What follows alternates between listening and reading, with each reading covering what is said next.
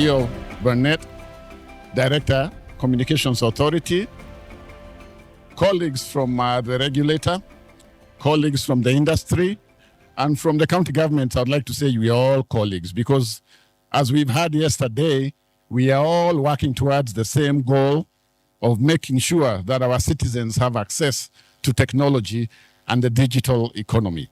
So good afternoon. It is my great pleasure to welcome you to this TESPOK side event. My name is James Turuthi, as you were told by Fiona. And my pleasure is in making sure that we meet our targets and make sure that some of the statements we had yesterday in terms of connectivity being a challenge are addressed. So I am here to welcome you all to Homa Bay. Thanks to the Council of Governors for partnering with us, giving TESPOK this platform to contribute to Kenya's journey of devolution. The theme today is leveraging ICT infrastructure for inclusive, smart, equitable counties. The theme is not just aspirational, it is urgent and personal for many of us here. It is urgent because technology is no longer a luxury. It is the engine that will power the next decade of county development. Over the past decade, devolution has brought services closer to our people. The next leap forward will depend on collaboration, and this is a big one for us at TESPOK.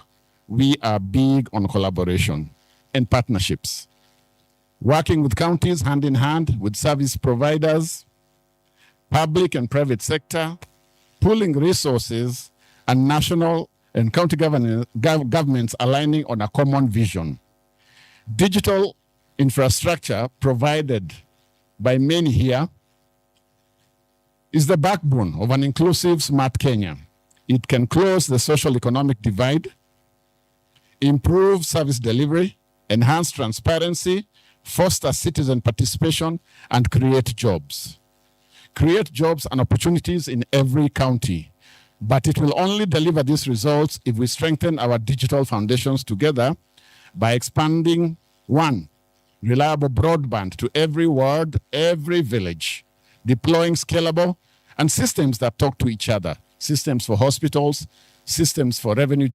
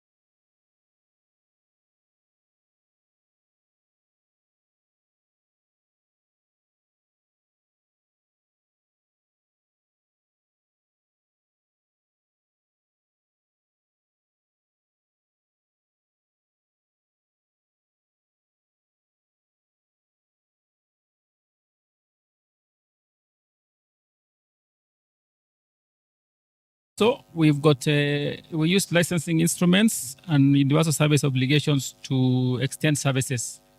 And as by our last study, which we did in 2021, we had covered 96.3% of the population. And there's a gap, but this gap also, this contribution also was made through the Universal Service Fund, where we have connected 800,000 people over the last 7 years in 19 counties, across 19 counties. In the report you've seen, despite getting the 96.3 population coverage, the usage is still a challenge. From the report, you can see that 64.7% of Kenyans use mobile phone, and 35% use it to access internet. So there's that usage gap. So the usage gap is there. Oh, so let me think. Yeah, so maybe to fast track, I understand we need PSC should be leaving. So I'll just go maybe to the issues that we would like really to consider. One of the issues is the issue of regulatory hurdles, and this is the issue of approvals within the counties. We believe we need to engage so that we find a way that we can facilitate rollout through the issue of way leaves, the issue of permits. The other issue is the issue of access to premises. For example, we would like the owners of premises to be more flexible so that they can accommodate more players, so that there is fair choice for the consumers. We'd also like assistance to engage in terms of engaging community. We have challenges sometimes in due to misinformation about the risks of infrastructure. The other area is the area of prioritization of ICT in the plans of the counties. We believe this is an area we can engage. And how are we proposing to engage? So we are proposing to enhance our engagement, really. One is we would like to engage more through our regional offices. Two, we could also like to engage through Council of Governors forums, so that we see areas where the county can assist us, especially the usage gap, so that we can close that usage gap. So we look forward to stimulating discussions at this forum. For this particular county, apart from mobile, we've also rolling out fiber. I think the PS may also say something about it. And we have got a phase one where we have connected already 540 government offices. Phase two will be connecting about over 3,800. And for this county, we'll be connecting 108 institutions, whereby we have about 27 schools, 11 police stations. We have the hospitals, almost 10. So we've got quite a number of institutions we'll connect. So there's something we're already doing even for Mabei County. Thank you. So with this, I want to invite our peers who will be leaving us shortly. Karibu bwana PS.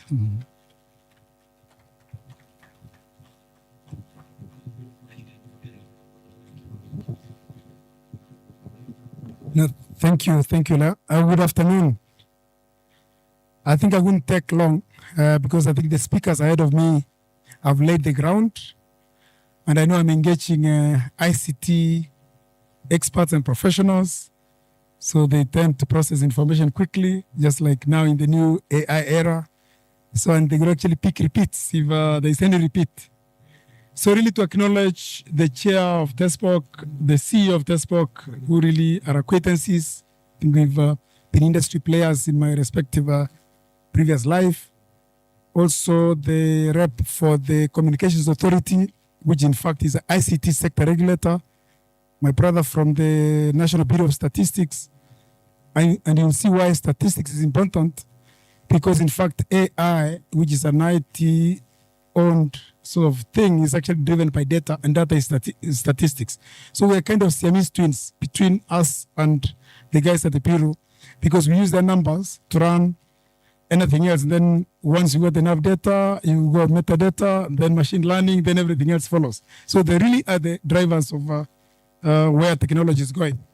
So really, I will not go into detail around some of the groundwork that has been done, but just to say, I was actually meant to change the trade, sort of side event with my colleague Regina Ombam, who is my good friend, this afternoon, to also show how technology can actually catalyze e-commerce, can actually catalyze trade.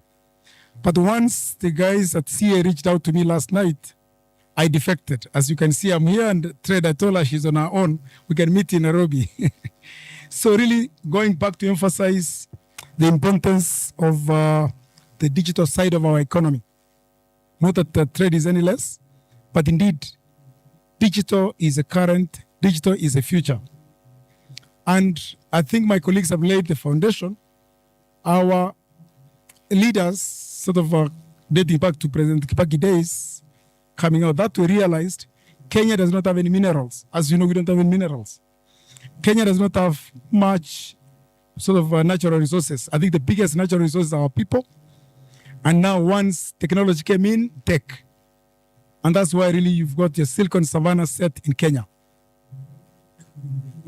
And so foundations were laid with, for example, the KICA Act that was laid initially in 1988, then 1998, and then, of course, it's been revised every 10 years, which was very, very transformative, because that really is an enabler that opened the space for technology, that opened the space for innovation, especially in the IT space, that opened a space for youth. Underpinned with that was also the ICT policy, where TESPOK comes in. So ICT policy, how do we actually enable, for example, including, for example, even things like tax on IT products. So that was done long ago to ensure that computers and computer appliances and those sort of services are affordable. They're not overtaxed to make them unaffordable. So there have been deliberate policy interventions to make sure that the country is actually walking the talk. That clearly we knew our future was going to be digital or some tech, and to show that, government then made a lot of concessions, and that's just not yesterday. And because policy transcends regimes, policy transcends governments, that has actually run on nearly for the last 3 regimes. You can talk President Kibaki time, President Uhuru Kenyatta time, now President William Ruto time. All following because the foundation is right. And that's why development communication and political communication is different. Development, you lay the foundation, you don't change anything if it's working. And indeed, the 3 regimes have actually been very consistent on the tech space, on the ICT space. So with our partners at TESPOK, really, is to say they are our private sector partners. Leo and the CA play a referee role. And like any other good play between partnerships, they are the ones who actually make jobs, make activities happen, while the CA does regulation, just to make sure that they're setting the right environment, because regulators are also enablers. And I must say that play has been very good, since obviously you guys have contributed to all the regulations, changes, and policies that have actually come in, enabling the country to reach where it is. And it's something that we want to encourage at the county level. Just like the foundation that was laid at national level to make sure the players and the referees engage, to ensure that the rules of engagement are actually facilitative and enabling. That really is a call out that Dr. Fiona here was telling me as we were having a drink at the cafe before our time, to say, what is actually the current challenge? So one Kenya, 48 governments, got to 47 county governments, so 47 county governments and 1 national government. So at national level, it's very clear. I think the policy has been laid. We have experience. No one really doubts that ICT is the future. At county level, we've got a bit of rough edges, and I'm glad that we are actually represented here by a few county reps. Way leaves and permits. So that has actually come up even in the PSS forum, where the head of public service and chief of staff actually chairs. People have said, we want to extend the same finesse of tech and all these digital services that Leo spoke about to every corner of the country. But as soon as the operators led by TESPOK and GSMA and all that are actually extending, they get all these things about you need way leave, you need permits, you need this levy, you need this fee. Once they add up all those fees, the things becomes prohibitive. Some of them give up. You actually say, no, if it's going to cost me a fortune to set up services, sometimes in places where you even don't have any services at all, unserved, underserved, and no access, they then give up, and really it's one inch you end up losing. So our work as policymakers, and I commit this on behalf of my ministry and also the regulator, is to now harmonize between the county governments and national government and speak from the same song sheet, so that they start viewing TESPOK, GSMA, and those service providers as partners. They're actually coming to elevate the youth unemployment. They're actually coming to create jobs. They're actually coming to open the counties and open the rural villages, which in fact will then be good for all of us. So in terms of easements, in terms of waivers, in terms of enablement, I think the counties need to actually obviously take all that progressive thinking into account. And TESPOK and the rest of the other partners, please do reach out to us, make your memos and representations. We'll then also engage our partners at the Council of Governors to make sure that we we sort of approach it in the same way and enable you to deliver your services across the country. That's really a commitment I make. So just to say, and Leo spoke to this a bit, what are we actually doing at the national level? We know we've got a youth pulse, we've got a youth challenge, and really that's going to be my last remark. So what His Excellency the President did, because at any stage we will have a president and His Excellency William Samoei Ruto is the president. Part of the commitment he made was actually the digital superhighway and creative economy. If you look at the 5 pillars, so which talks to ICT, they realized agriculture, which is actually one of the pillars, is what a limit, but is actually enabled by ICT. The health, affordable health, where SHA drives, obviously rides on ICT. MSMEs, if you really want to run even your small business, you need to keep some sort of digital documentation. And of course, affordable housing, because then we're becoming very urbanized. So we do not want to damage all the agricultural land by building all these dotted houses all over. So the affordable housing became another pillar. So coming back to digital superhighway and creative economy, we realize that this is the biggest potential for our youth. The world is all digital. Look globally. That's why everyone is online, mobile first. And for us to be able to deliver that digital first vision by His Excellency the President, he committed 100,000 fiber optic cable running across the country to every part of the country, from northeastern to western Kenya, to Nyanza, to Rift Valley, everywhere, central province, everywhere. So that cable is actually actively running, and Kenya Power and Lighting is actually going to run wherever you see the power cables. You'll actually see the fiber optic cable running. So if you have got your power at home, you get high-speed internet in your home, because you'll actually touch to every part of the country where power is actually touched. Then secondly, just to make sure that the cable is not the only thing you get, because that's like a highway, we are actually building about 1,450 hubs in all the wards. The wards where our MCAs represent, every single ward in the country will actually have a digital hub. Digital hub is a hall like this. You set up and you connect to the cable. Meaning you then have high-speed internet. You then set up infrastructure for training of the youth. So literally every village, and I've been to Mombasa, I've been to parts of Rift Valley and all that, and even Nyanza here. In fact, we were at Kendupe the other day launching some digital hubs. So every part of the country then has got digital access. The youth then go in and learn digital skills. They are able then to apply those digital skills in their respective professions, wherever they are. And that really is enabling the youth, who are our talent, who are actually very enabled, very educated, and having all the potential to use that energy for the good. So I want to commit that process of building the 100,000 digital superhighway, 1,450 digital hubs, basically your centers for training. And among those digital hubs, you got centers of excellence. Every county will have one that is actually like super digital hub, where you then get trained trainers, so that we actually build the capacity locally. You don't have to get people from Nairobi coming to Homa Bay to train, or Kisii, or Migori, or Kiambu. The local people are given the capacity to train, and then they empower the local youth.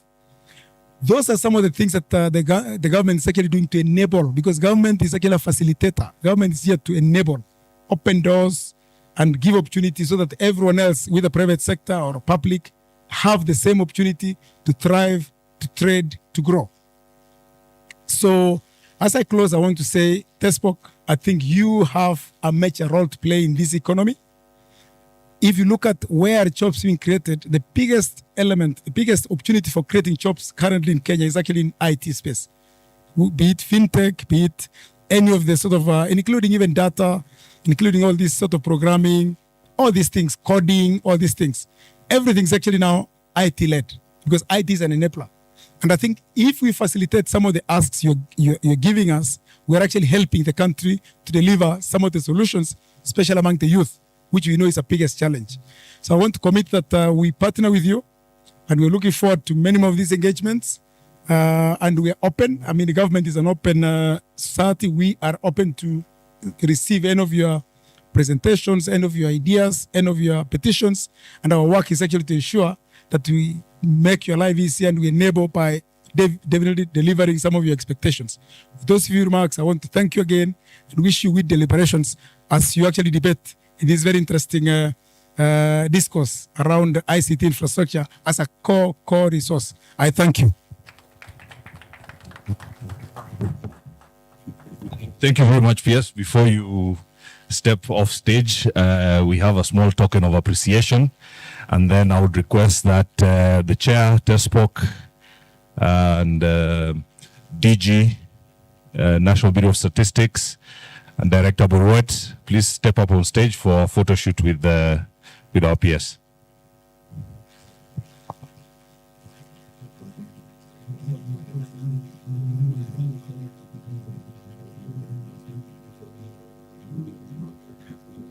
Photographers, let us know when you're done.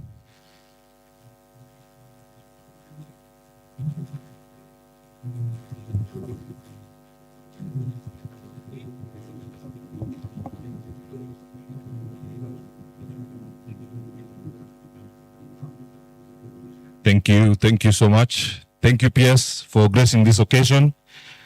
One last request as you leave. There's a request for a courtesy call sitting on your desk.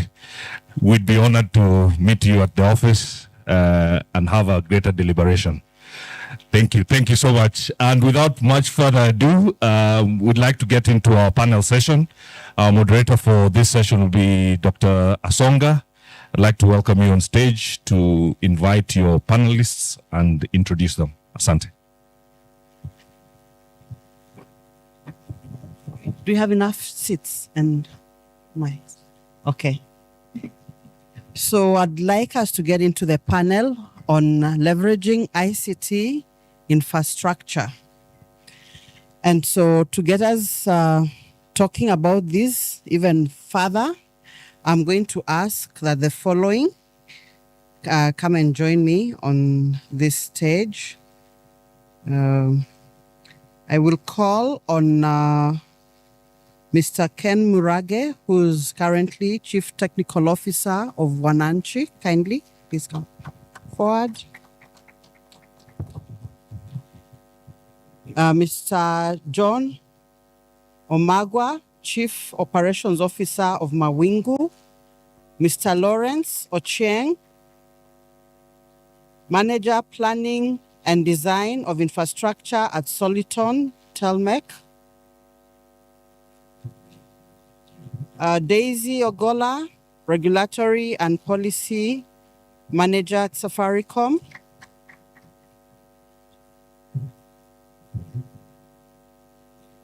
Then Jacqueline Kimani, Chief Officer of ICT, Kiambu County. Kindly join us.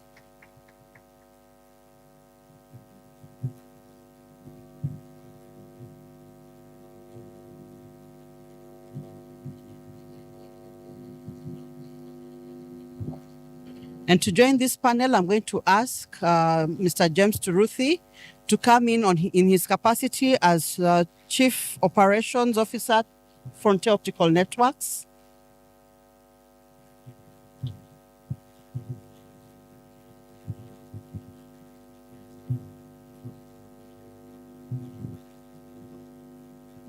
And I think you will share the mic.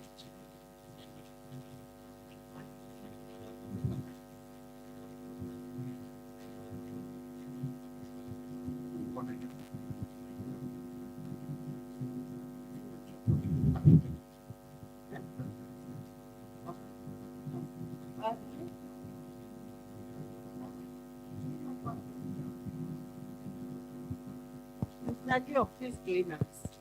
We got your thing. So the first of the slide, Yeah. the rest will speak about that and why we do it.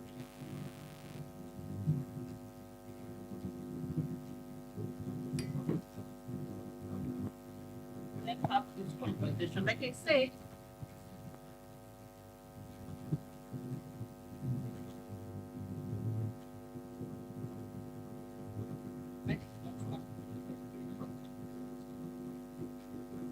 Check.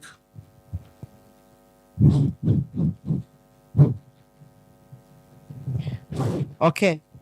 So to move us into the conversation, it's okay. We'll share the mics, one from the other end and this one from this end, and we will have our conversation. And I'll keep asking those sitting at the back to come to the front. We are also going to be joined by the PS devolution. So as soon as they are able to finish what they are doing and they come in, they will share with us their thoughts on how we can better engage with our partners at the county government level. So to get us started, I want to appreciate the panelists for taking time to just be part of this conversation. And we have a lot of questions as service providers for the county governments. And I think, Jackie, I want to start with you. But I'm not going to pick on any one question per se. I'm going to put to you the questions that we have for counties. And there are about three or four main areas where we feel we need to hear from the counties and we need to understand what the thinking is at that level so that we can see how we can best partner. When you go to make a friend, normally you want your friend to open up and to tell you what they like, what they don't like, so that that friendship can work. These are friendships we've been trying to get to work for the longest time. And I think it has reached a point where we have to make it work. And so I want you to be able to share with us what role you think digital infrastructure plays within the counties.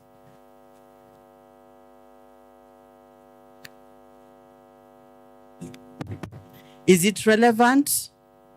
Is it relevant, or are we pushing an agenda that is not adding up from the county perspective? Thank you, Fiona.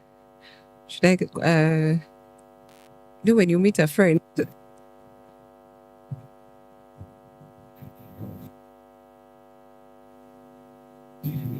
Can I continue? Okay. Thank you, Dr. Allow me to first start with appreciating TESPOK for organizing this side event. Number one is to appreciate PS in his absentia. Two, PS telecommunication and broadcasting. Two is PS devolution who just joined us right now. Then three is a chairman of TESPOK. And then we have yourself as CEO and DG as well from KBS. For us as a county, I represent the county government of Kiambu. You wrote a letter to His Excellency Dr. Wamatangi. So I'm actually seated here on behalf of my governor. Thank you, Dr. Ari, and thank you, TESPOK fraternity, for convening this important event. The reason I say it's important is because of the question that you've just asked. What is the role of digital infrastructure to governments? When someone says 47 governments, I decline. It is 48 governments. It is not 47, it is 48 governments, because we are all working together for the delivery, for the service delivery of our people. Number one, the role of government is to provide services for our people. So we cannot have 1 and 47. It is ideally 48 governments. Now, let me go back to your question, Fiona, and answer it this way. When you move from 2.9 billion to 5.4 billion, that is an indication of what technology can do. What is that? That is our story as Kiambu County. We have moved our revenue from 2.9 billion to 5.4 billion. It is not about the increment of fees and charges. It is not about enacting laws that increase fees for our people. It is about re-engineering business processes. It is about reviewing what is it that we can do differently in this era, in this time that we are currently sitting on board in our positions for the development of our people.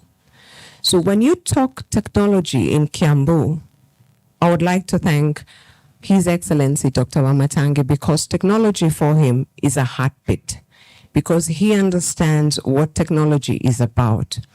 Allow me to tell our story. When you move from 2.4 to 5.4, how have we done it? It is looking at our various laws and policies and re-engineering the business process. When I say re-engineering the business processes, what do I mean? It is looking at it from a teeny-weeny little shop. What exactly do you need to run your business? You need a single business permit. What does that mean? It means you need a trade license. It means you need a solid weight license. So when we unify all these fees and licenses and put them into one and ease your ways of operation, number one, what have we done? We have enabled you to actually continue with your service. Number two, we have created efficiency. Number three, as government, we have been able to consolidate all those fees and charges into one. Number two, on the issue of service delivery, all our hospitals in Kiambu, we operate under one health management information system. And I repeat, all our health facilities, 152 of them in Kiambu, we are operating under one health management information system. What has that done for our people? Is number one, when they go to a facility in Kiambu, maybe Kiambu level 5, go visit the clinician there. And maybe, for example, my grandmother maybe cannot go back there, maybe because of either because she's tired or something like that, or maybe it's convenient for her, and visits one other facility within the county. Her health records are there, so she does not have to move 20 kilometers or 40 kilometers to go back to Kiambu level 5 for her to be treated. No. So what has that done within the health fraternity? It is continuity in patient care. Number three, in terms of our drugs itself, what has automation done for ourselves? If one of our health facilities is running out of drugs, the other health facility can't be able to clearly see what they have and request for that. This is not a wish. This is something that we have done, and I welcome you to visit and to look at it. So for us, we know what technology means. For us, we know what working with private sector means, because our governor understands that at the end of the day, it is not about in silos. It is about leveraging on the partnerships that we have. So when you told me it's only the county of Kiambu that is here, we are more than willing, because we understand what technology can do. Thank you. Thank you so much, Jackie. But you found others in the room who were shy to be at the front, but we still welcome all the counties, and I hope more county reps are joining us as we are streaming live, and they're being told, please look for that tent and sit in that room. And as you talk about the things that Kiambu has been able to do, I remember initially Kiambu was one of the first counties that allowed service providers to build ICT infrastructure for free. There was no way leave costs. And because of no way leave, the deployment that was done by service providers was significant. But I can now see why, because there was a plan. There was an agenda. And today, when you sit here confidently, because you took time to make sure we were in the county, I know that things are not all rosy and perfect, but we will come to that. Looking at what a county like Kiambu, for example, has been able to do, and considering the conversation that we had yesterday from the governor, Murang'a County, who says that his two problems to his digital health platform is lack of connectivity and power.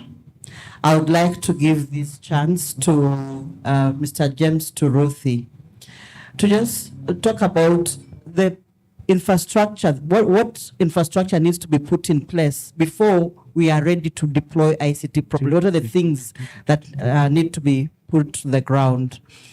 Thank you, Fiona. Before I answer that question, which I appreciate you for, let's appreciate PS Devolution, Michael Oiken, Lena Salon. Thank you, sir, for making time. You mentioned something that many of us heard yesterday and took it as a challenge. The innovations happening in Murang'a, which we really appreciate, having infrastructural challenges in power and unstable internet. The people in this room live, breathe, as I've mentioned before, those items you've mentioned. And so digital infrastructure is personal to us. It's not just something we take lightly, it's about connecting people. And as Jackie has said, it's about connecting systems, processes, and decisions are made out of this. So when counties invest in the right digital backbones, 3 big transformations happen. And that has been highlighted here. You get revenue collection up. I'll come back to it in a moment. Second, service delivery changes. You don't have to do paperwork for permits, paperwork for all manner of approvals. That improves. But an important one that we are hearing a lot lately is governance and transparency. Digital infrastructure enables governance and transparency. But go back to revenue collection. Broadband and the solutions and systems that you're hearing Jackie and others talk about allow counties to digitize revenue streams from business permits, which we here need in order to lay our solutions out there. You cannot lay fiber. You cannot have put towers in any county without permits. And from all this, we need to be enabled to do quickly. So parking fees, market levies, digital payments mean fewer leakages. Better compliance, because it's all digital. And then also you have real-time tracking of collections. This is all enabled by digital infrastructure. I'll move on to the next one, service delivery. When counties are connected, public services can move online quickly. And we've had here licensing, health records, agricultural extension, even waste management requests. This reduces queues, travel costs for us users, even manual paperwork. It frees up county staff to focus on value-added tasks rather than manual administration. Our Gen Zs have been really on us about this in terms of governance and transparency. And the digital infrastructure that is provided allows for integrated systems that give more visibility and governance. When you can see dashboards, you can see systems online, leaders can use these for evidenced decision making, data used for making decisions. So also you can have citizen-based citizen feedback platforms. These are all tied to service delivery performance. Thank you, CEO. Thank you so much, Chair. I'd like to move on to Ken Murage. You have been in the industry a while. You have seen the transition from as we got into the devolved units. And when you compare the journey, when you look at the journey of where we've gone through, how would you compare the costs today of deploying infrastructure vis-a-vis other periods, the beginning of devolution, and when you look at these costs, what would you say needs to be done? What is the impact of the costs? What needs to be done? How can we be able to deploy our ICT infrastructure in a more meaningful way? Thanks, Phil, and thanks everyone for joining us. And of important for us to understand is initially, as we started the rollouts of fiber infrastructure, GSM services, the costs were quite manageable. And I think it was a space that initially was sort of neglected, not looking at the size of revenue that will come out of it.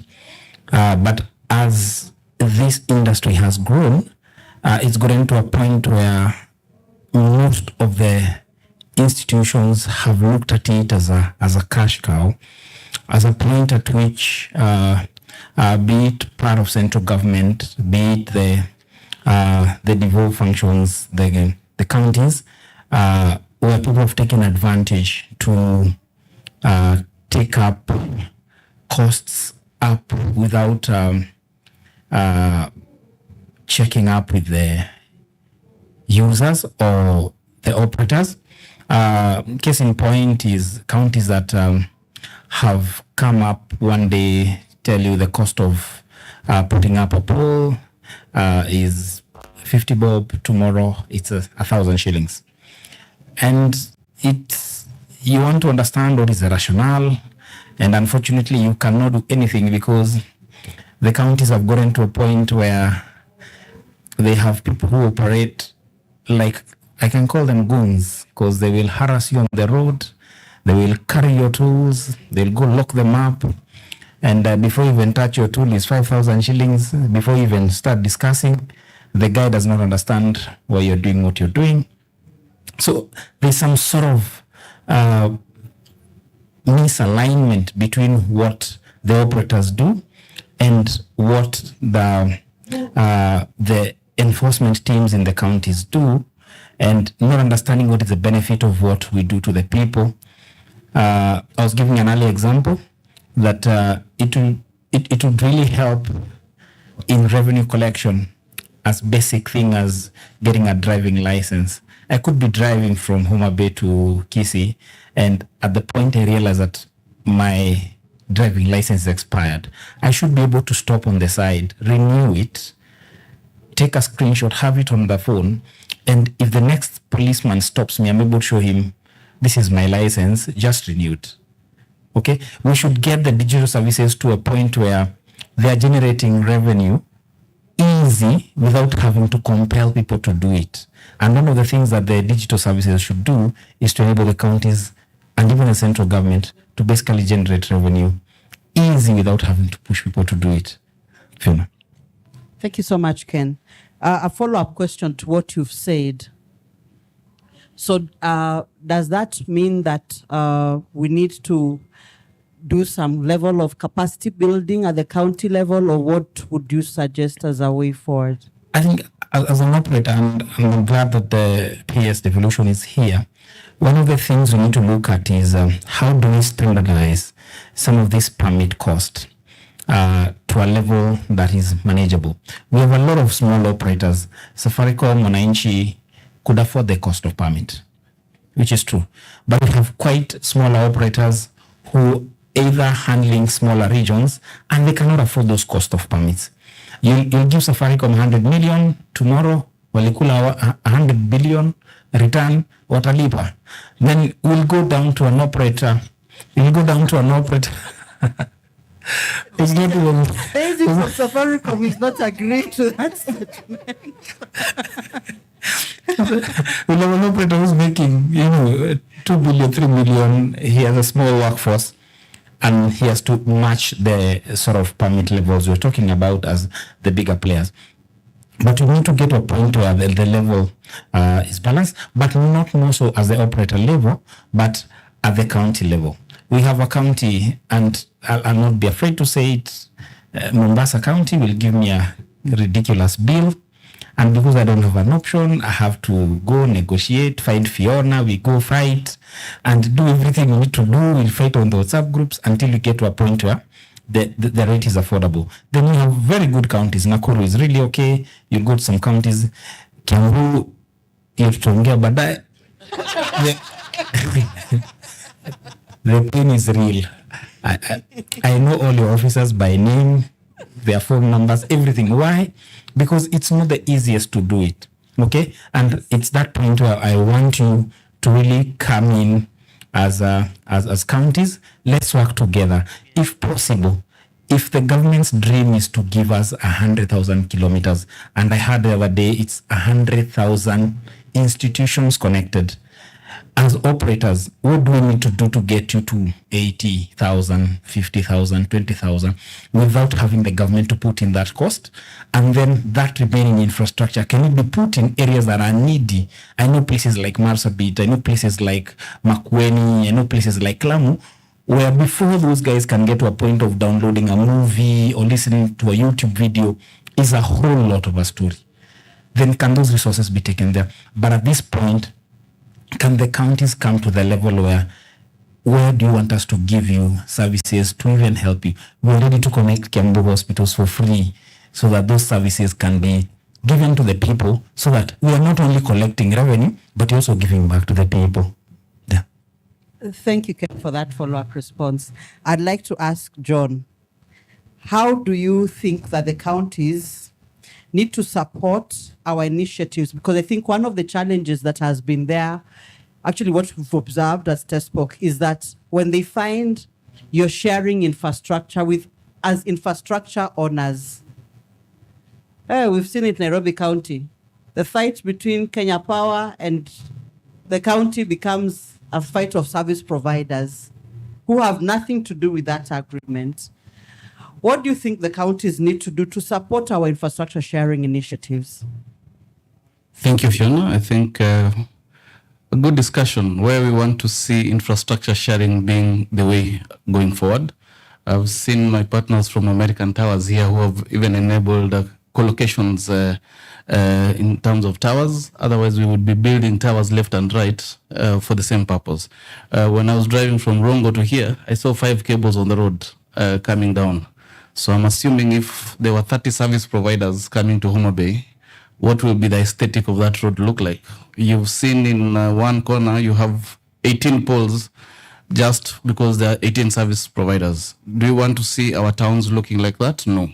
Would want to see the aesthetics of our towns getting the same infrastructure sharing. We've talked about DG hubs where every county, every ward will have a DG hub. That will be like a mini data center for all of our providers. We're landing there. We have power, we have security, we have all these infrastructures in the same place. Now, how do we do that? We want to see the counties embrace us. When we apply for these permits, sometimes we feel rejection. We feel the hassle. You submit your application, you have to follow it up. And I want to just echo what Kenya Power has done. Digitizing the application. You're able to see where your application is. It has moved from this point to this point. Your application is ready. So one of the things that we're looking up to is standardizing and digitizing all these applications across the 47 counties. Let us also have an SLA that when you've applied for a permit, you will not wait from one county to give you 6 months feedback. Another county can give you in 2 weeks. If we can standardize it and have easy approvals across the place, then it becomes easy. Other thing we would like to see is also that the county also have updated infrastructures, maps, where we know by the time you're applying, they already know what is on ground. You get approval, and when you go to the ground, you find that it's a mess. It's not what has been approved. So I think the ability of counties in terms of updating their plans, their infrastructure, where they are going to do infrastructure upgrades, their roads which are being done, also prior notification to the service providers that this is going to happen. How do we incorporate you? And I think one of the things that we also as members of TESPOK are pushing is to be incorporated in this urban planning. What are our needs? How do we get incorporated in the urban planning? Do we have enough manholes? Do we have enough, power lines that can serve us? Do we need to all of us pull the same cable? Yet we can, agree as service providers and, share infrastructure and serve the customers. I think the other part is to ensure that in terms of licensing, all of us have an easy time. So the counties play a big role in this. If they can give us an easy time and support us in terms of deployment. And I think the last part would be by them embracing us, as Muragi has said, we can also bring in partners who can help digitize these schools, these hospitals, these police stations that we're looking at. And with these partners on board and us as service providers, we are able to achieve the target together. Thank you. Thank you so much, John. Quickly, I'll ask Engineer Leo to jump in, because as the regulator, you have put in place infrastructure sharing regulations. But I think at the county level, there hasn't been that dissemination of information for them to understand that we do work on infrastructure sharing principles. That means if I have got, if I'm one service provider, I can actually lay my infrastructure on behalf of other service providers, and we're sharing, and therefore the manhole, at the manhole point, we are all accessing because we are sharing that facility. We don't need to all have our own individual manhole. But I think the challenge is that because a county sometimes is looking at, I want to charge for opening the manhole, for you accessing a manhole, for each manhole that is built. When you begin to think that and put revenue streaming into that arrangement, it messes up a lot of things. What does the regulator have to say in as far as infrastructure sharing is concerned? Okay, thank you very much. I appreciate the discussion so far. As I said earlier, as an authority, we've done so much in terms of coverage of service, population coverage. But our challenge is still in the usage. Usage is still a big issue, and that's why we see the county as a partner to catalyze that uptake. When it comes to the issue of infrastructure sharing, that's really something it's in our regulations, we have guidelines. But what I want to say is it's more of we have an opportunity to partner with counties so that we can make it more. For example, recently we had to communicate to owners of premises to open their premises to other competitors. It was an issue. We issued a press statement as the authority, but I think we need to go beyond that statement. And we need to engage, and we already have the structures. As I was telling you, we have regional offices now. So we want to activate those offices so that we engage for specific issues for particular counties, because each office is responsible for each county. And then it's happy that my neighbor here has moved, say, from 2.5 to 3.4. That's why that engagement is important, because there seem to be other issues that have not been addressed from my neighbor. The revenue has come, but the other issue. And from our side as a regulator, we recognize the role of the county government. We recognize they need some levies. But I think the important thing is whatever levies are charged should be harmonized across the counties. And also there should be levies that do not deter. Because I think once you deter, like the example you said you allowed without any payment, isn't it? Initially, they allowed us without any payment. And then when they started billing, wait, it was fire. Okay. Cars are impounded, staff are arrested, equipment is confiscated, you name it. So the 5.4 has got some increase, or no increase? No increase, okay. But I think the bottom line from our CA as a regulator is we encourage infrastructure sharing. But I don't think we've reached where we'd like to be. Yeah, and what we are saying is let's use this opportunity to engage, because we have the structures to engage, but we have not used them effectively. Thank you. Thank you so much, Engineer. Now to Lawrence Ocheng. You spent a lot of time building, literally. What's the mic? You literally spend a lot of time building this infrastructure. You visited more counties than the rest of us, because you work for all of us in the different counties building infrastructure. What would you say are the challenges you've been able to you have experienced, and what emerging innovations do you think we should adopt? Yes, Dr. Fiona, thank you very much for that. As you have mentioned, I'm coming from a company that is not a service provider, but a company that is one of the enablers for the infrastructure constructions across the country. This company is called Soliton Telmec. We don't provide the services. Now, we all realize that many of the problems that we encounter that slows down about internet service provision in this country is about the infrastructure. It is like having so many vehicles, but there are no roads, so you can't go anywhere. Incidentally, this is again the other area where to establish internet services in the country is the most expensive area. Number two, it is one of the most chaotic areas in this market of internet provisions in this country. And therefore, it is very important to have all the stakeholders, including the county governments, and not only the county governments, also the national government, together with the policymakers, the members of parliament, to come up with legislations to enable the growth of internet services in this country to go on. Now,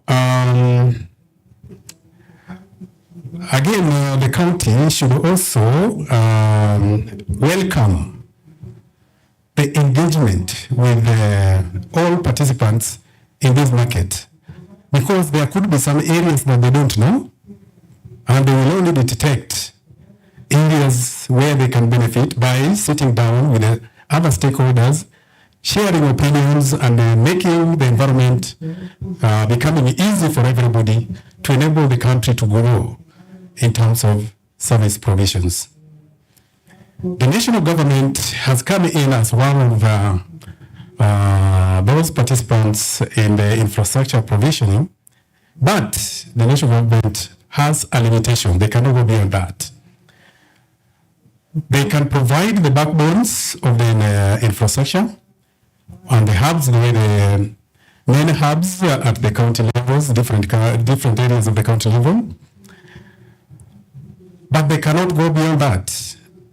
And unfortunately, where they cannot venture is the heaviest area of infrastructure in internet service provision. It is the area that carries the heaviest part of the network, distributing and terminating to the people who require it. Again, when it comes to sharing, if the counties would allow the stakeholders to sit down with them, they will be told that there are areas that you can also lay your infrastructure and allow the service providers to come in and share that infrastructure, and you collect the revenue every year or every month from each one of them. And this one will also make some of your areas, particularly CBDs, to be very clean without interruptions every now and again. So those are the very important areas that the county should look at. Now, Doctor, you have asked me about the innovations that come up.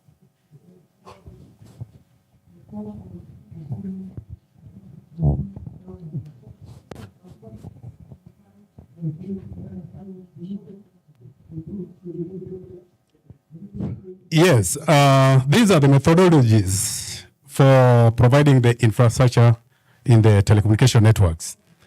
It is also changing very fast. And there are factors that have really called for that, because the old methods are becoming inconvenient at different levels. We have had the old methods like human labor deployment to provide infrastructure. This one has been a method that has a lot of problems and inconveniences to the public and even to the traffic in towns, and therefore, and also it is one method where the environment suffers a lot. There's a lot of degradation of the environment when we have human labor going on, whether in town or outside town. Now, one of them is about do not have the natural human call of nature, or enjoy the weekend or something like that. And it seems as I've said, interfering with traffic flows in town, 100 acres and both vehicles and human beings, and therefore, other technologies have come that can mitigate those kind of problems in different areas. Some of them include, the human labor is one of them, and then we have had trenches using machines. We call them open trench, which actually has been very inconvenient in terms of disturbance to the ground surfaces. in town, a lot of disturbance on pavements, blockades on business entrances, and all the rest. So there are some major solutions that have come up, and stakeholders, including the county government, should embrace them. One of them is using plowing machines, which is very convenient for long haul outside town. This is a method where you have 3 in 1 going together. You trench, you lay the ducts, and backfill without disturbing the ground on either side of the machine. And that one is most convenient because the inconveniences, including leaving open trench for some times, causing injuries to the people, or causing the blockage to the animal crossings and all that. The moment you go a distance, even a meter, you have completed everything. So that one is one of the methods that already is in the market now. Now, another one is now there are machines that are made specifically for crushing the rocks. Before then, we had methods that it would be a lot of noise within the area where the work is going on. And again, the way it was working, you would break the rocks, get them out. You don't use them for backfilling. Then you have to transport soil from elsewhere, come and backfill. And all those are disturbing the ground surfaces. So the rock crushing machine would actually crush the rock to the finer particles, to the extent that it is the same materials that you have dug out of the rock that will be used for backfilling. And at the end of the day, you don't go elsewhere to disturb the ground surfaces to come and do the backfilling. Then we have a third method, which is called horizontal directional drilling. This one is a very important method that can be used in towns, congested areas, and all that. Because even if it is a house, it is a business area, you only pass underground without somebody knowing that you're passing underground and lay your ducts, as long as you remain within the allowed public waylive. So these methods, one of another area or another factor that is very important for these methods is about preventions of soil erosions. Because the old methods, you'd go to areas where people have worked, and then you realize that the ground is now going to be prone to soil erosions. So these are innovations that all the stakeholders should come to know about them and should be embraced. The other day I saw duct laying in Mombasa from Telephone House all the way to Nyali. Members of public didn't realize what was going on because horizontal directional drilling was going on. And it was very good for the county because the county would be very ambitious to make sure that the town is clean all the time. But the old methods, there's no way you can clean the towns. You can keep the town clean for a long time because service providers are many. And every now and again, they would go back to the same point along the same road at different times to open the ground all the time. And again, also road crossings where other government agencies have become very expensive. These are the things that at the end of the day, service providers should discuss with them, because there before, fee for cutting the road was for reinstatement, because you are not allowed. Kenya would not allow you to go back and reinstate by yourself. So they would take the fee so that by the time you finish your job, they would go back and reinstate to the way they want. So at that time, it was understandable. But now, railways, roads, everywhere. We have innovations that are now very convenient, and those fees should be actually discussed and agreed upon. They should not just continue like that. Thank you.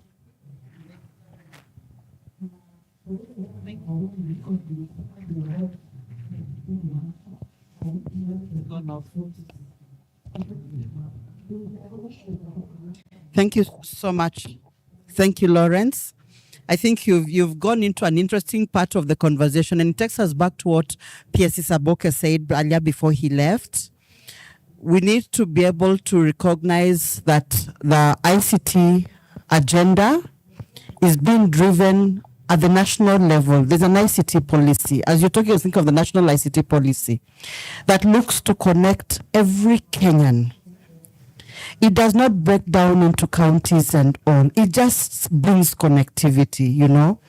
And as you're talking about the different technologies, again, another issue that is coming up is the issue of public participation. We are seeking audience with county governments because I'm sure if I ask those who are here, when you do your finance bill and we come and give input, stakeholder input, on the proposals around ICT infrastructure deployment, telling you there is new technology. The new technology doesn't allow us to do this, so you can't charge it this way. You have to change the way you're doing it. You guys want us to stay old school. If we stay old school, how does that help us? And here is Bureau of Statistics wanting to keep track. How many houses are we connecting? How many Kenyans are we connecting? The investment we put into trying to do things the way counties are thinking through them would better be used in other ways. And so we come to the issue of our participation in this regulatory space. Daisy, from your experience in the industry so far, seeing that we have engaged at different levels, at the national level, at the county level, to try and get our policy and regulatory environment streamlined. How do you think county legislation would need to be addressed so that it aligns with the national digital infrastructure plans to ensure there is harmonized development? Thank you, Fiona. I seem to be receiving some tackles from my panelists. But I believe Ken was putting it in gists. I know. But I receive it in good faith. I know where they're coming from. Yes. And I'm really glad that we're having this conversation. So at Safaricom, as you may know, we have the vision of becoming Africa's leading purpose-led technology company by 2030. And to this end, we have democratized communication services within Kenya, and as you saw recently, in Ethiopia. We equally have M-Pesa in more than 7 countries within Africa. And as you may know, we recently reached our hallmark of 50 million customers connected in both Kenya and Ethiopia. So we have really endeavored to drive this agenda of connecting everybody to make sure that everybody is digitally included. You find that in areas that are unserved or underserved, right? We have partnered together with the partners within the sector to ensure that we put in towers such as built to suit for a particular area. But even beyond that, under our licensing obligations, one of the things that we have partnered together with the Communications Authority of Kenya through the Universal Service Fund, we have been able to roll out digital infrastructure in those particular areas. So this is something that is very passionate and dear to us as an organization to make sure that everybody is connected. So to the question of public participation, Fiona, I think there's been a lot of good reception at a national government level. I think we are yet to see that within the county level. I know with time they will up their game and they will be able to equally allow us to just submit our proposals or our way forward in terms of how we are operating, right? I think also some of the challenges that we are seeing still within this particular niche is that, as you actually also pointed out earlier, ICT infrastructure is not a devolved function. So when we speak to county legislation, I grapple to sort of put it in picture, because once it is national function, it is purely national function. So I think, in my opinion, and I am happy to hear the opinion of the rest of the panelists, I think county governments should look up to or seek guidance from national government, because remember, we are equally classified as critical infrastructure. What that means then is that we cannot be handled just like any other infrastructure. So it requires a lot of dedicated policy thinking, implementation, and legislating, right? So I think for us, for just to guide county legislation or county governments to seek a sort of a middle ground in terms of how to go forward. Because remember, county legislation is subsidiary legislation. We can equally, as Safaricom, decide we will not abide or we do not want to go this way. But this is not something we do. We actually sit down with the county governments and we work around, this particular niche, because we understand it's quite complicated, right? So we are really calling on the county governments to just sort of have their ducks in a row in terms of how they want to go forward, not only with us as stakeholders, but equally with national government. Because at the same time, and the operators on this panel will also tell you, when it comes to matters of even paying these way leaves, it is duplicitous, if not a multiplicity, because I'm paying my county, I'm paying national government through the various authorities, whether it is Kura, Kenha, the whole, So what does that mean? It means now that as an operator, my bills are inflated. I'm not able to roll out infrastructure as I would like to because of these barriers, right? So what does that then mean practically on the ground? It means we are not able to reach the mwananchi who most needs this particular service because there's a barrier of cost. So if county legislation and county governments can sort of come together, not just as county, but equally with national government and all stakeholders to sort of streamline this process, I think we can have some really good headway, because I think we have shown that we are willing and ready and capable to do it. But if we keep meeting these barriers, then we will keep delaying the rollout of infrastructure. And the Mwananchi is the one that suffers the most. And the youth will not have jobs. Correct. Thank you. Very interesting conversation. Now, my last question to everyone on the panel, including Jackie, because what is coming through is the need for us to have some policy interventions, legislative interventions, so that we are able to find a way of working around with the county governments, because the service that we offer is a critical service. It is not a devolved function. Yeah. And so I would like to give a chance to those who feel they can respond to that. What specific policy or legislative gaps, because you've all mentioned them. Do we need a bill on public participation at the county level, Do we need to have Ministry of Interior finalize on the critical infrastructure protection bill so that then the counties have to align? Because something has to give. Or Jackie, do we just become good friends and agree to support each other? CA will start us off.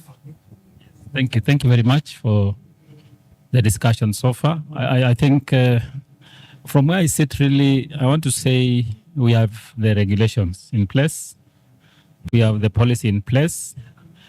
And as the Constitution actually made this ICT function national function. So what I propose is issues have emerged from the ground and the operators have felt them.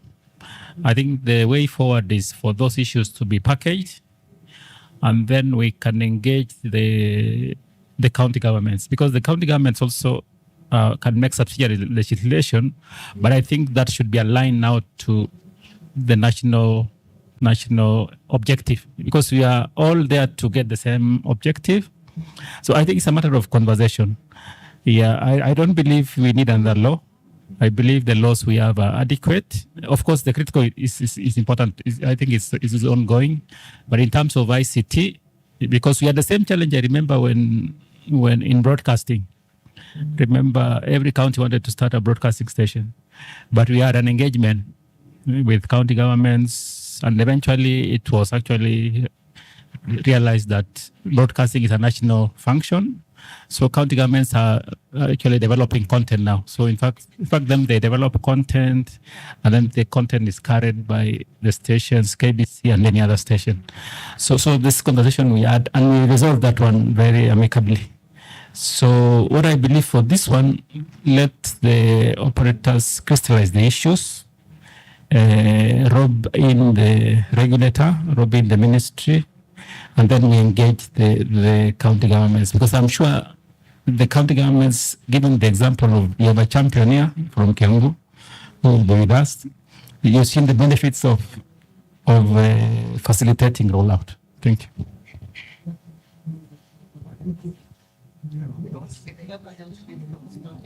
Okay, maybe I could go next.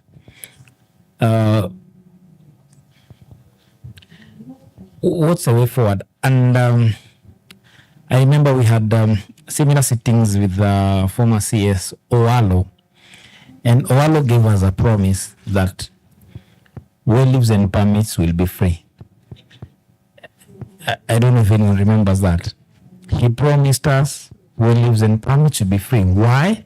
So that we could meet this dream of connecting over 100,000 institutions for government, but while at it, reach out to that Mama Mboga, that Boda guy, to be able to access the 22,000 digital services that the government has already put up. These services can only be accessed if we allow Safaricom, allow Airtel, allow Telecom, any other person to go out and deploy. We can have the services up there in a server sitting. But if I cannot have the vehicle to get me to the service, it is useless. So I still stand. I think the permits should just be free. Thank you.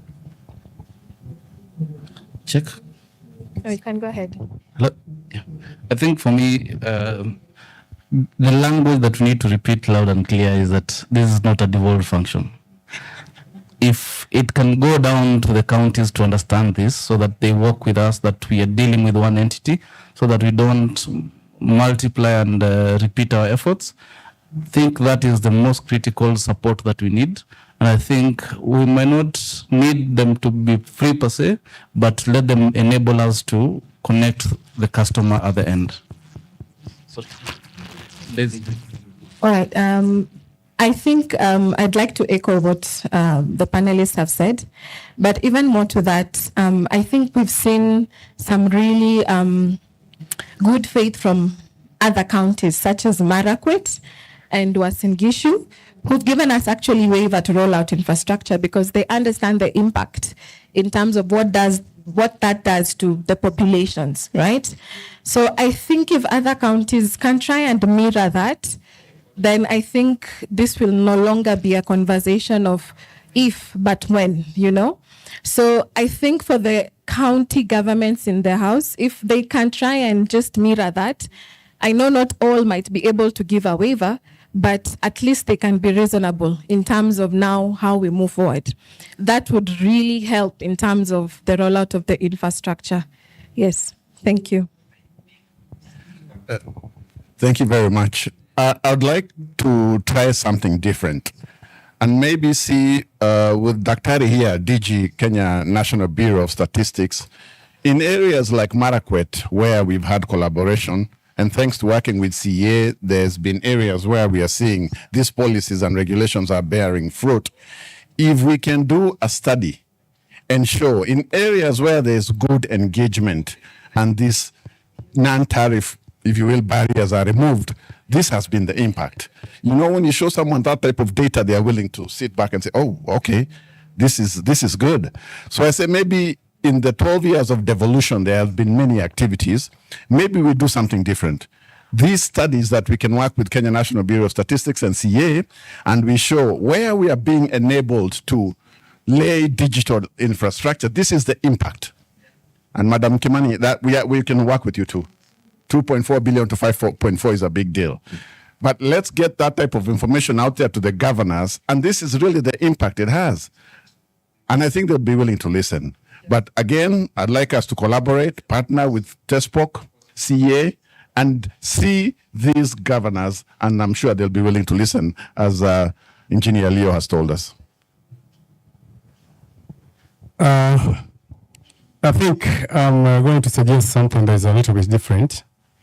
We know the rules and regulations through the CA are there, but as far as I know, these regulations are about the engineering of establishing a network. There's nothing that actually talks on revenue collections. And in fact, it is not only the counties, even the government agencies, the road agencies, Kenya Railways, everybody is milking from the service providers. Railways now, you need almost a million to cross a railway line. And yes, you're going to drill and you're not going to disturb any ground surface. Whether you are going, even the airspace, they're charging. When you are putting an overhead route, okay, they charge you very heavily. So it is not only the county. And therefore, my suggestion is some legislation has to be done about this. Now, the government is very ambitious. The government has a very big dream to reach every Kenyan in every corner of this country. But the limitation of the government in providing the network is there. They cannot go beyond a certain level. If they connect anybody, it has to be a government institution. But we are talking about millions and millions of Kenyans who would want to use the internet services to provide jobs, to earn livings, and also to develop any kind of, to help the economy of this country to grow. So the regulations from the CA are not enough. It is about engineering. It is not about the relationship between the service providers and other stakeholders.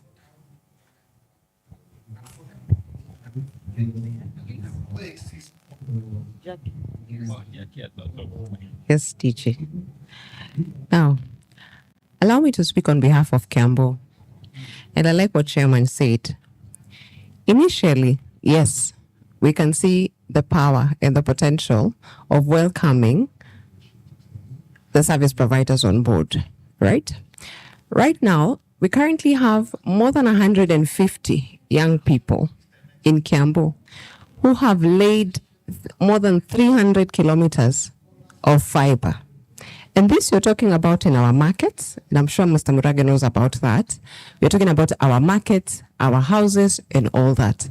So when we talk about welcoming private sector, please come, let's have a conversation, because that is what we have done.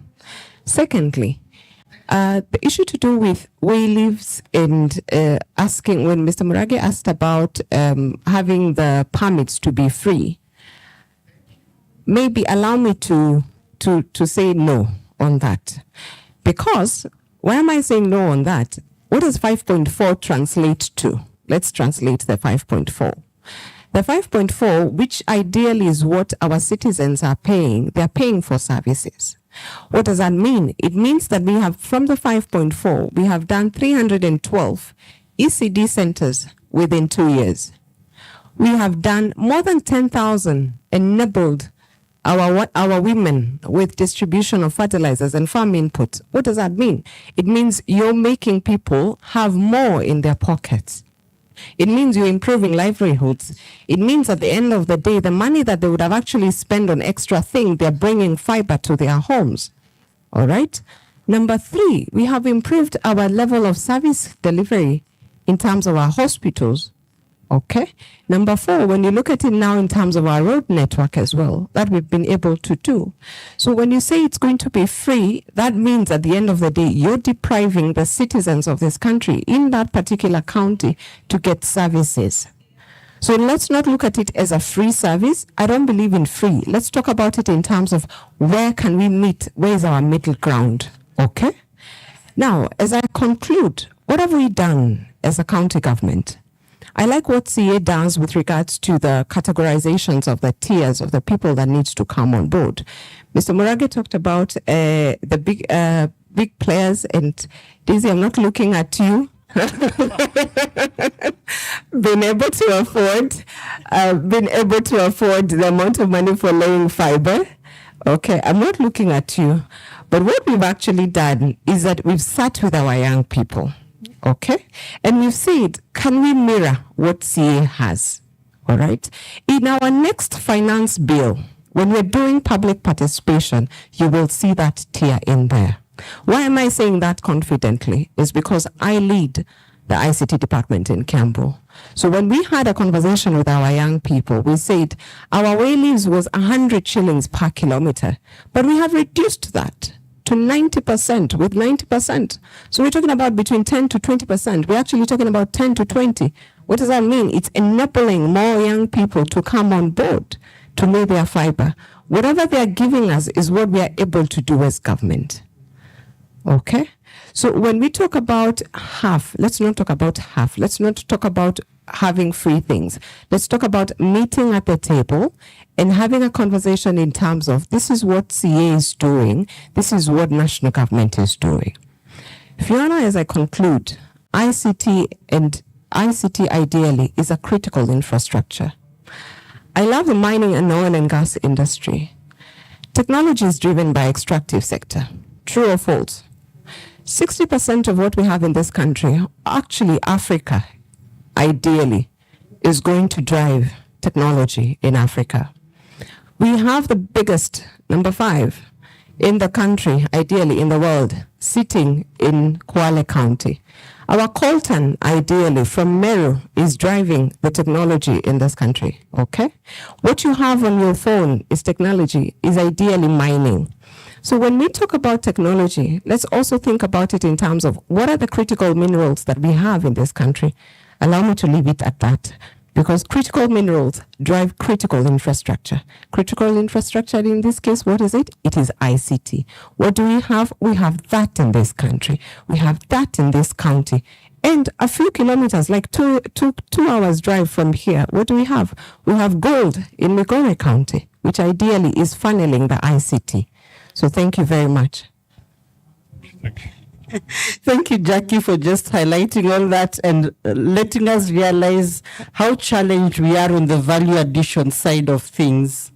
Because though we have all that, the value addition still remains, again, another issue we need to talk to, but not for today.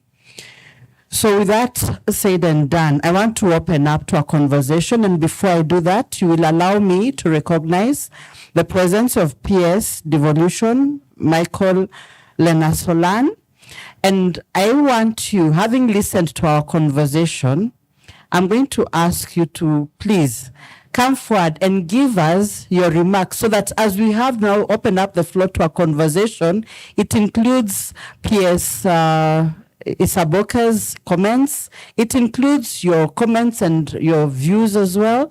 And then we can have now everyone giving in their inputs and giving in the ideas and asking us questions based on a holistic view of the entire conversation. Kindly, if you will please come and take the podium here. Check.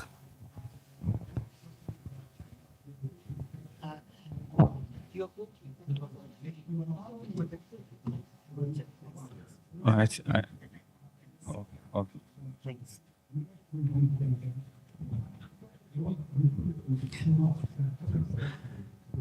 Thank you very much, colleagues from national and county governments and our fellows from the private sector. My name is Michael Lenasalem, PS for Devolution, and I'm also an ICT person. I'm a cybersecurity person on the defensive side. So I actually not very many with the conversant with the telecoms, but I can try from the discussions. First of all, in the devolution space, the county government are motivated to to leverage on technology because of the demand that is there, the demand for good governance, the demand for effective and efficient service delivery, and also the constrained fiscal space, because also technology saves some shillings. So the county government, I think they are ready to adapt technology and also with the 22,000 services provided by national government, people are struggling to access them. So they know that their citizens require. So then what is the missing link here?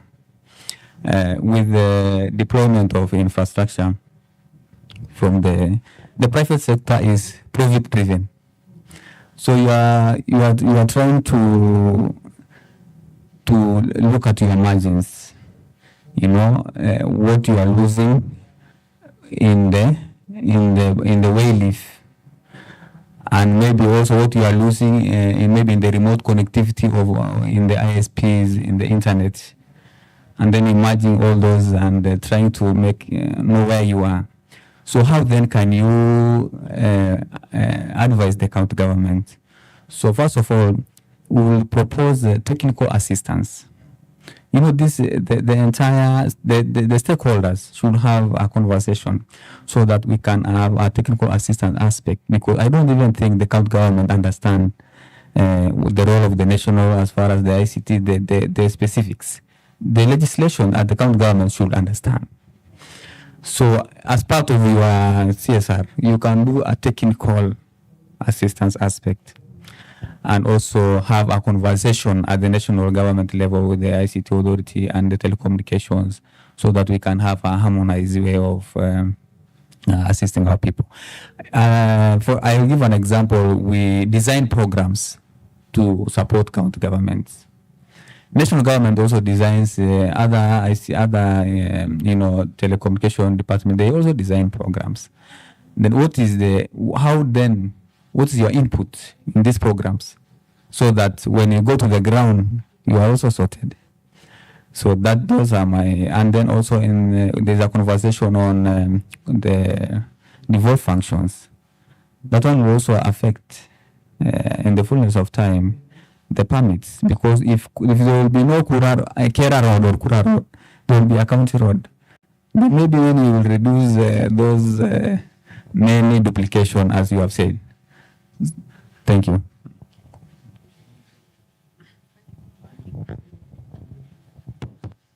Thank you so much, PS, for that intervention.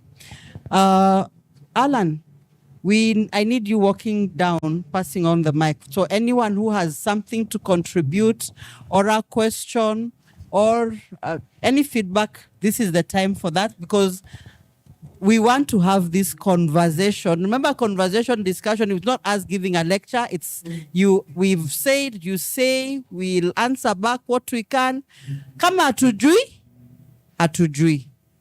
Tutasema hiyo, wacha tuende tufanye homework. So the floor is now open. I think, Alan, how much time are you giving us? We've run past our time, but I think we can have 15 minutes of Q&A and then we can close. Thank you very much. Okay. When you get the mic, kindly give us your name, where you're from, as in terms of organization, if you represent a county, and then make your statement. Thank you. Thank you, Fiona and team. My name is Kome Isaac from ATC Kenya, in charge of public affairs. I don't know where to begin, because I think there are so many issues that have been raised, and some of the issues that we face on a daily basis. Some of the issues I know, Fiona, we've discussed with you. I know, engineer, there we had several conversations about the same. But I want to start maybe by correcting the PS. When it comes to issues about the implementation and in terms of division of laws, It's actually not an issue of the counties not understanding. It is an issue of implementation. I think some counties have bluntly refused to actually follow the further schedule, and they have decided that the issues or the functions of national government now belongs to them. I think it's just an issue they have decided, no, we also need to make this money. It is true, we agree, counties do have revenue targets. It is important that they raise money so that they become self-sufficient, but at what cost? I'll just talk on two issues. I know we have so many issues that we can discuss, but I'll talk about two issues. I remember Fiona mentioning here how service providers and infrastructure providers are being harassed. I had an incident about a month ago where a certain county went to a telecommunication site at Tower. People who are not trained climbed up a tower, removed the equipment, and took them to some storage facility without understanding what are the repercussions of that, what is even the cost of this. There are very many ways if you want actually to implement or to take action or enforce whatever you want to enforce of doing it. Why don't you just close that gate and say that you are looking at that you cannot access? And these issues come because of the actions of the county. I apply for a permit. I am happy that Jackie from Kiambu is here and she's talking very passionately about how Kiambu is passionate. I agree. Kiambu is very passionate, but in the wrong direction. You are passionate in the sense that, yes, you want to go digital. But if I want to apply for PPA permit today, what is the process? Everything is manual. A committee has to sit every month to approve. And if my papers have not been sent from a sub-county, they wait for another month. But what does the law say? The Public Planning Act. If within 60 days I do not get a response, it is deemed that that permit has been approved. But if I go to the site and do the construction, he will come and knock at my door. As I think his name is Moraga was saying that he knows every officer from Kiambu County. I think I even know the village elders. I have more than 1 million WhatsApp messages here. Everybody sending me an invoice about a fee for a certain county, for a certain site. Kiambu is interesting. I'll talk about Kiambu because you're here. And it's a problem that is in other counties. When I apply, yes, I'll make it very short. I'm speaking for many because I know we are the most neutral company in terms of provision of infrastructure. So for Kiambu, I'll just talk about two issues. One of the issues is when I apply for a permit, I expect that within that period that you've stated as you start the period, I'll get that permit. But when I don't get it and I go to construct, you'll come and start imposing some penalties that are not anchored even in any of your finance acts. If you look at the Finance Act of 2024, that is currently operational in Kiambu County, there are, of course, the PPA proof fees that are already there. But now, they introduce something very interesting. There is a fee that I am supposed to pay after every 3 years. They call it extension of development permission, renewal of change of use, or extension of use for BTS. After every 3 years, if my permit fee was 300,000, after every 3 years, I need to pay that fee again. The question is, why am I paying it? I'm not undertaking a new variation. I'm not doing new construction. Why are you charging me for a business that is in existence? You're telling me you already built a building, but please, can you pay a building permit again? For what? So these are some of the challenges that we're facing. Number two, which is the last issue that I want to talk about, they have also introduced some amorphous charges in the Department of Environment that I don't know where they come from, and it's unfortunate that these laws have to be made at the county assembly, because why would you introduce a fee of like about 150,000 per tower, or what in my village they call a booster, across the county for environment management? I do not understand what that is. I've had 1,000,001 conversations with different people in Kiambu at the county level, at the sub-county levels and all that. But we still don't understand that. If maybe we can get an understanding, and first of all, please start implementing what is in Schedule 4. What is not there, can we have a conversation before you start harassing our people and harassing the service providers? At least we can start somewhere. Thank you. Thank you. Before we go to Kiambu, I'd like to take at least 1 or 2 questions so that they can be answered all together. Thank you, Mariwant. My name is Mahat Shale.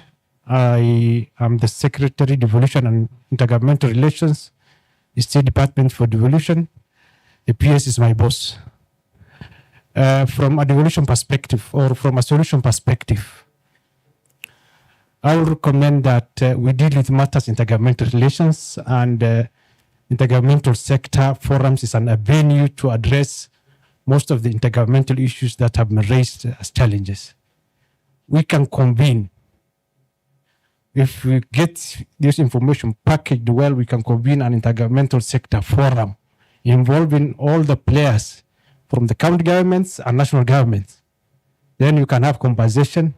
We have an intergovernmental agreement, and you sign what is called intergovernmental partnership agreements. That way, I think it can help in the absence of a law, or in the absence of or the gaps that have been established. Then that can, in the meantime, act. Thank you so much. Thank you very much. One more.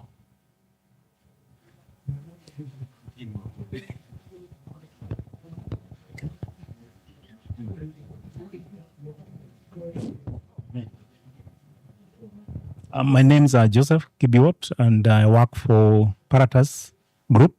I'm the MD. Mine is more of trying to see how can we work together in terms of managing the way live cost. As Paratas, we are launching Layer 2 VPN, where you can backhaul your traffic back to Nairobi or to any other HQ that you want to do that.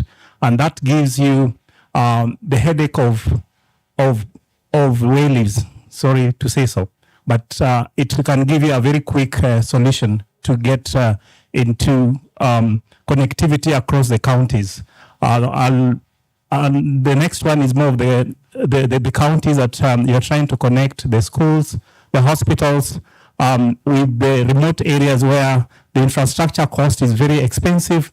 I'm thinking we may want to look at other innovative solutions like what we have, and I'll be very happy to be part of this. However, in my other life, I think if Ken can allow me to just quote him, I've built him out in some of the counties when his vehicles were compounded and blocked somewhere that the team could not work. And I think that's very retrogressive in terms of trying to penetrate. When I look at the Kenya Bureau of Statistics numbers, it seems there are some areas which have been grayed out.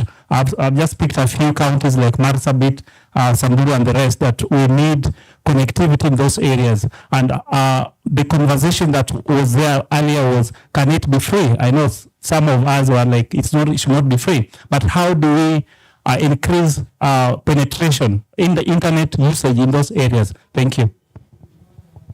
Thank you very much. I think we can start with those and as we wait for the rest. Seems to be having, this mic is not working. Okay, so quickly before I give the mic to Kiambu, on the Intergovernmental Forum, we have been trying to plan one since last year. We have tried to reach out to your department, but I think finally, we're very excited that you and your peers are able to join us, because finally you're with us.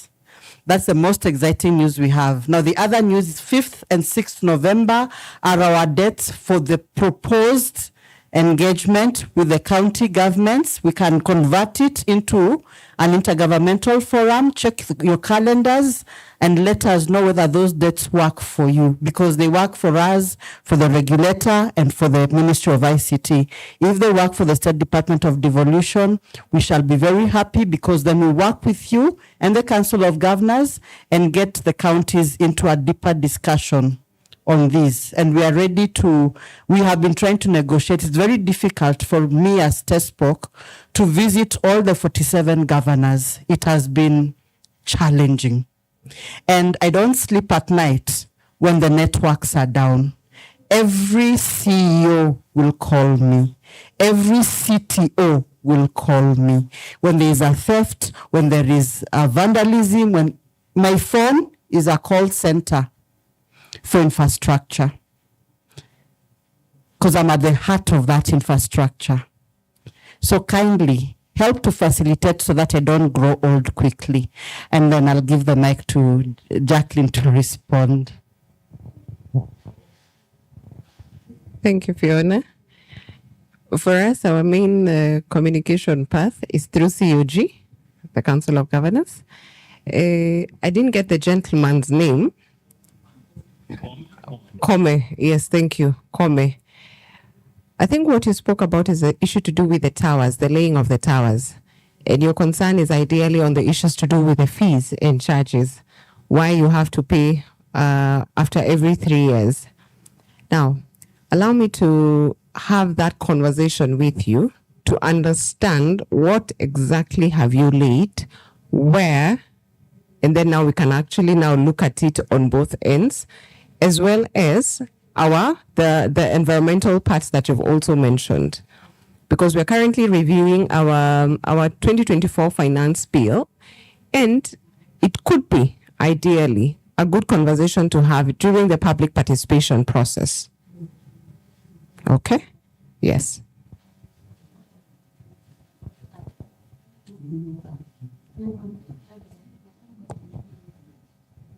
Anything else? Any other queries? Any other comments? We did recognize the comments from Paratas MD on alternate solutions, and I'm sure those service providers who've had, we'll see you after this for further conversations.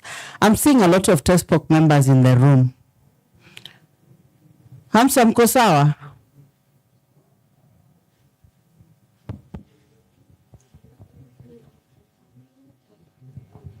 Hello, everyone. My name. Hello.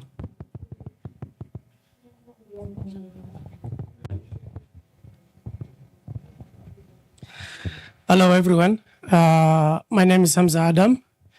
I work a small service provider called Bulusho Fiber. We are not big like Safaricom, Wananchi, and all the panelists. I don't have a question here, but I just want to comment about what is the solution for the small service provider who want to connect, as the government want to connect everyone. Today, there's an area where Safaricom cannot work, but the small ISB is working. An area where Wananchi is not there, Zuku is not there. We are there as service providers. Sometimes we cannot build our own infrastructure. We have to rely with the tier 2 providers to do the cross-border, to give me a service up to where I need, and then I provide from there. So what's the solution for the small service providers who cannot commit the fees on the counties and the national, wherever it is? Yeah, those are my comments. So what's a small service provider?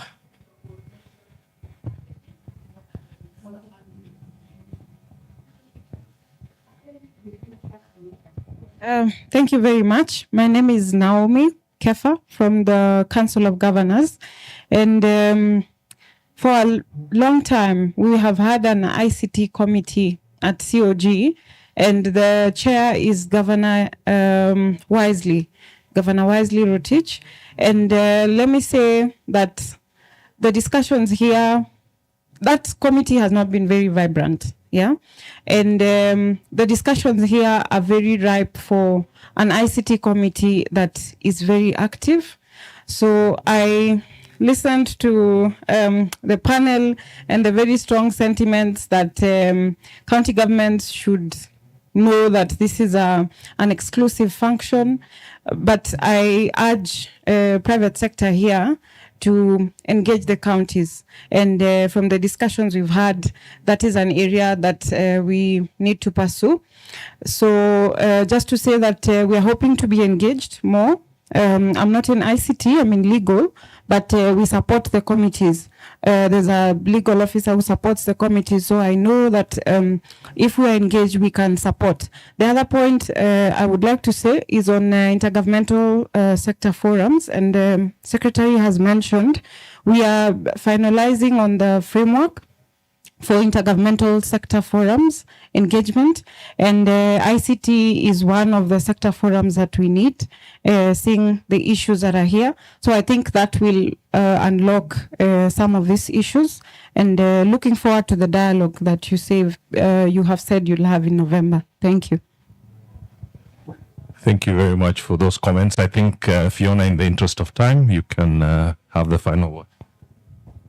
I'd like to take this opportunity to thank everyone who has attended.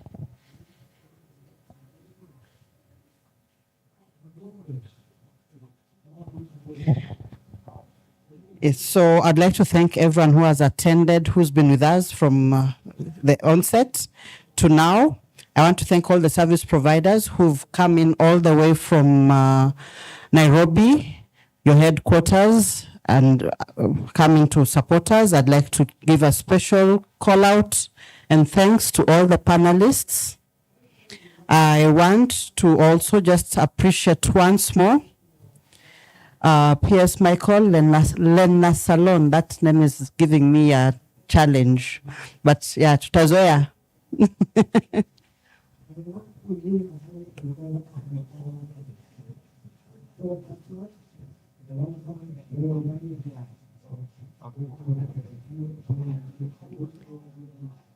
Okay, so as I was saying, I'd like to appreciate PS Lena Salon, PS Devolution, State Department for Devolution, for just responding to our letter and actually coming and being here with us. When you mentioned it in your LinkedIn posts last week, I said, but he's not yet spoken to us. And I checked my team and didn't see the letter, but I'm happy that you actually were here with us. You were with us. Even the team posted on LinkedIn and said, you are coming in for the event. I was like, okay, good. We are happy to see you. And yeah, we are very happy to have you with us. And we look forward to being able to partner with you moving forward. And this brings us now to the end of our session. But before we close, I also want to be able to appreciate the presence of DG Kenya National Bureau of Statistics. Or which DG? Yes. Daktari, if you can just give a few remarks regarding our request for data. Thank you so much for the chance, colleagues. I'm not sure if it is okay.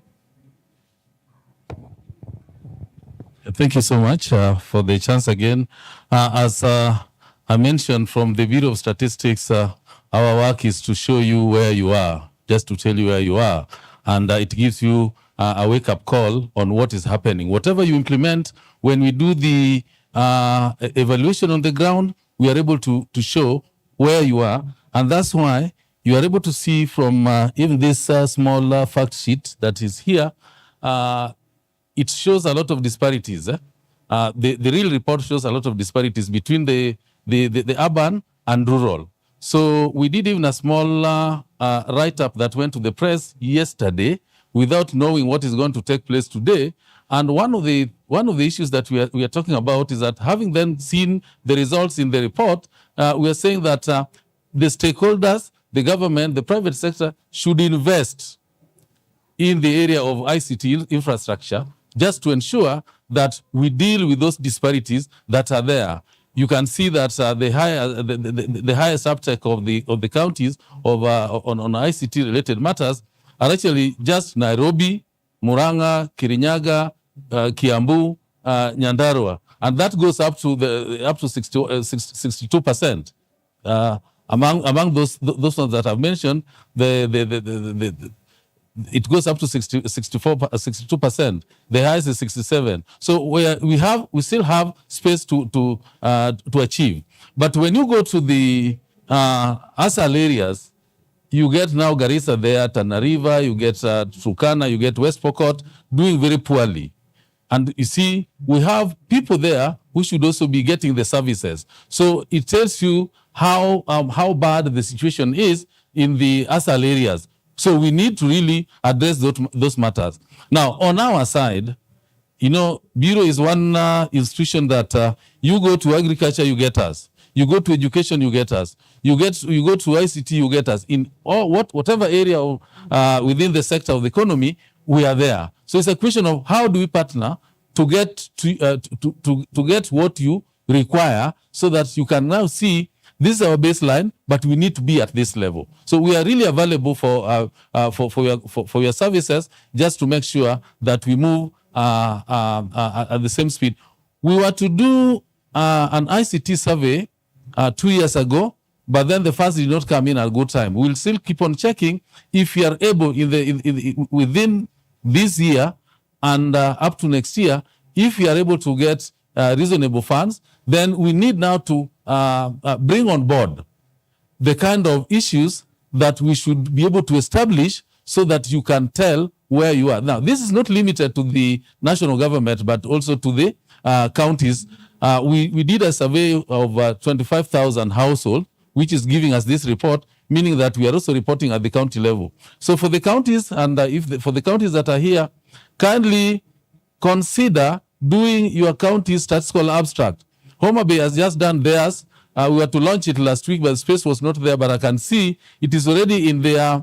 They've displayed it within their space, or their booth.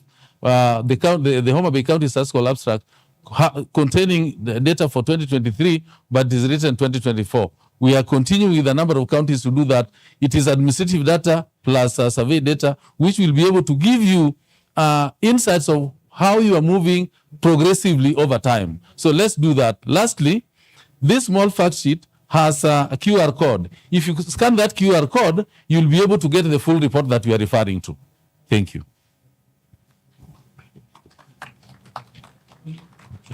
Thank you. So I'd like us to, because I want us to do this systematically. I would like the panelists to kindly step down, but don't go away. We want to do a group photo for this panel, and then to do a photo with everyone in the room, so don't leave. I would like to give this opportunity to PS Lena Salon to kindly come and give closing remarks for us. Utufungie vizuri kama mheshimiwa.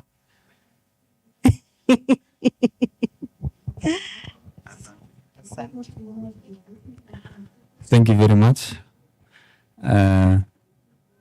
Just two remarks. One is, as I was talking about the county government being ready to adapt technology and take up the digital services. So I want to comment on the youth issue, the youth wave. So this one, if no other motivation can motivate our county governments to collaborate and to partner, so that our people can get the services at a good, efficiently, and also at a lower cost, and so that they can get government service or any other service, then the matter of the youth can make them do that. So with good leadership, we implore to the county government to support our youth by being very keen on the matters of this sector of digital services and the deployment of the infrastructure. Secondly, on the Secretary had mentioned the intergovernmental relations forums, the intergovernmental relations partnerships. We are ready to partner. We are ready to give our support where it's required for the issues, the bottlenecks that are preventing the smooth operation of this sector to happen. So we are ready. Thank you. So I wish you all the best.